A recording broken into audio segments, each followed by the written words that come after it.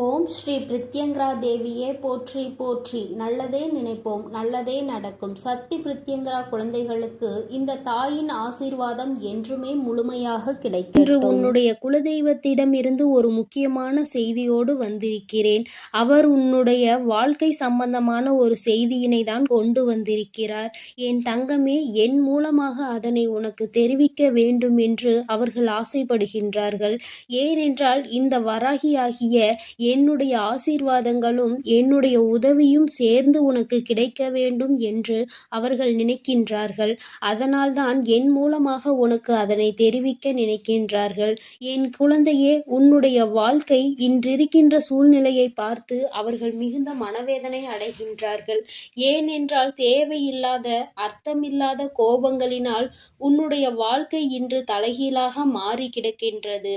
உன்னுடைய உண்மையான அன்பினை ஏற்றுக்கொள்ள முடியாமல், அதற்கு மதிப்பு கொடுக்காமல், தேவையில்லாத கோபதாபங்களால் உன்னை பிரிந்து உன்னுடைய உறவுகள் இருந்து கொண்டிருக்கிறது. என் தங்கமே, உன்னுடைய குலதெய்வம் இவற்றையெல்லாம் பார்த்து கொண்டுதான் இருக்கிறது.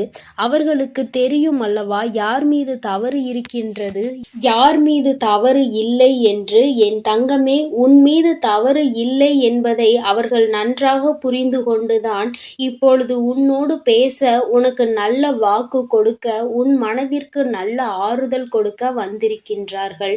உன்னுடைய மனதில் இருக்கின்ற வேதனைகளை அவர்களை விட வேறு யாராலும் உணர்ந்து கொள்ள முடியாது. உன்னுடைய குலத்தினை காக்கின்ற தெய்வம் இன்று நீ உன்னுடைய குலத்தோடு ஒன்றுபட்டு இல்லாமல் பிரிவினையில் இருப்பதைக் கண்டு அவர்கள் சிறிது மனவேதனையில் இருந்து கொண்டுதான் இருக்கின்றார்கள். ஆனாலும் உன் மீது தவறு இல்லை, உன்னை சுற்றி இருப்பவர்கள் மீதுதான் தவறு இருக்கின்றது.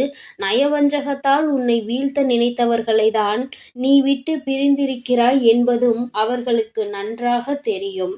அதனால்தான் அந்த நயவஞ்சகர்களை விட்டுவிட்டு உன்னிடம் பேசுவதற்காக ஆசைப்படுகின்றார்கள்.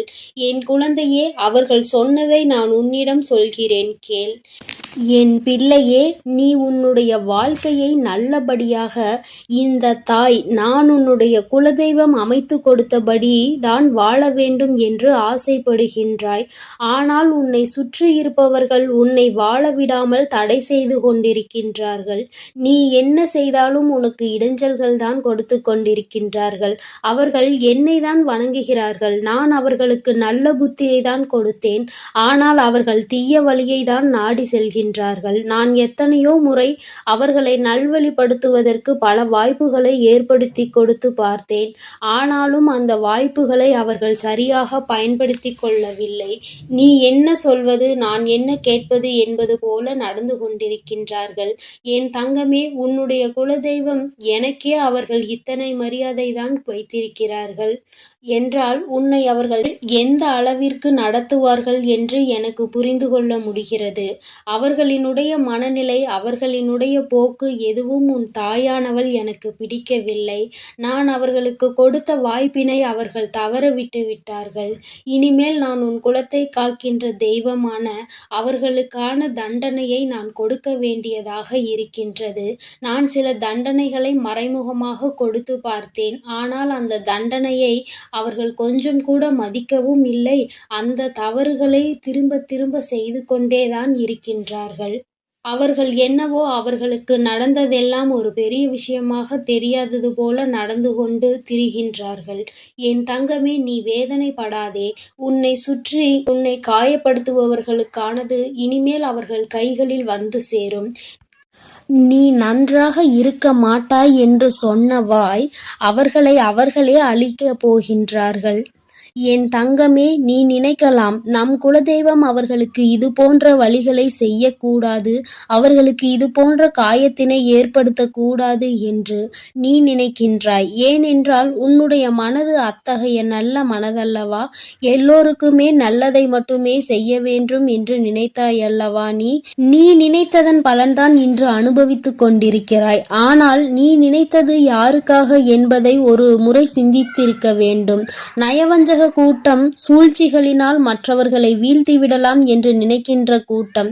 எத்தனை கஷ்டங்கள் எத்தனை சோதனைகளை கொடுத்தாலும் அதிலும் திருந்தாத கூட்டம். அவர்களுக்காக அல்லவா நீ உதவிகளை செய்ய நினைக்கின்றாய், அவர்களுக்காகத்தானே இப்போது இரக்கப்படுகின்றாய். நீ செய்த நன்றியை ஒரு சிறிதளவு கூட மதிக்காதவர்கள் நீ செய்த உதவியை ஒரு சிறு துளியேனும் மதிக்காமல் உனக்கு ஒரு சிறு துளி கூட நன்றி என்கின்ற உணர்வினை காட்டாமல் இருக்கின்றார்கள்.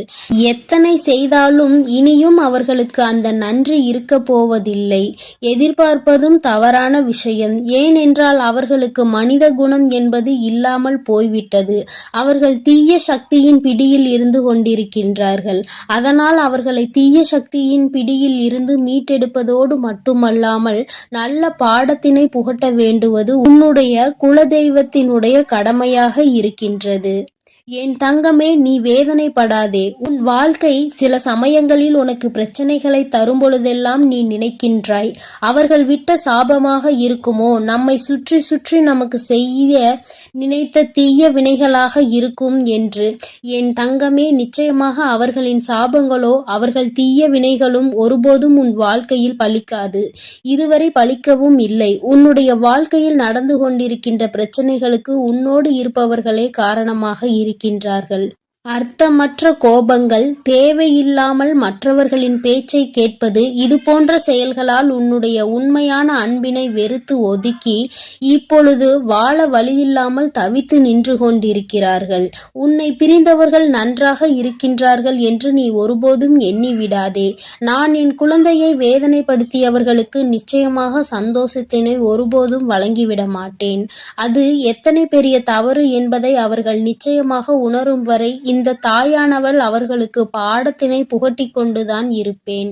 என் குழந்தையே, உன்னுடைய குலதெய்வமான நான் இனிமேல் உன் வாழ்க்கையில் நடக்கின்ற பல நல்ல நிகழ்வுகளுக்கு பொறுப்பெடுத்துக் கொள்கிறேன். நீ சந்தோஷமான மனநிலைக்கு மாறப் போகின்றாய். உனக்கு தீங்கு செய்ய நினைத்தவர்கள் அதற்கான பலனை அனுபவிக்க போகின்றார்கள். உன்னை விட்டு பிரிந்த வாழ்க்கை மீண்டும் உன்னிடமே வந்து சேரப் போகின்றது.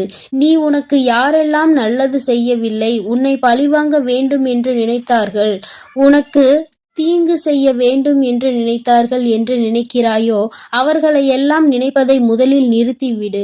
அவர்களை எல்லாம் ஒரு ஆளாக நீ மதிக்கவே வேண்டிய அவசியம் இல்லை. உன் முன்னால் வந்து நின்றால் கூட யாரோ என்று கடந்து சென்று கொண்டே இரு. ஒருபோதும் அவர்களினுடைய உறவை நீ ஒட்டிக்கொள்ள வேண்டும் என்று நினைக்க தேவையில்லை.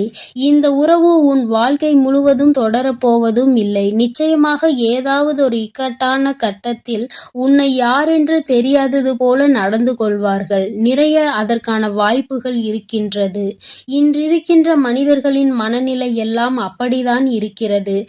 எல்லாம் தனக்கு மட்டும்தான், வேறு யாருக்கும் எதுவும் கொடுக்க கூடாது என்ற எண்ணம் அவர்களுக்குள் இருக்கும் வரை அவர்கள் வாழ்க்கையில் ஒருபோதும் எந்த ஒரு முன்னேற்றத்தையும் கண்டுவிட முடியாது. என் குழந்தைகளை நான் என்னுடைய குடும்பம் ஒற்றுமையாக இருக்க வேண்டும் என்றுதான் ஆசைப்பட்டேன்.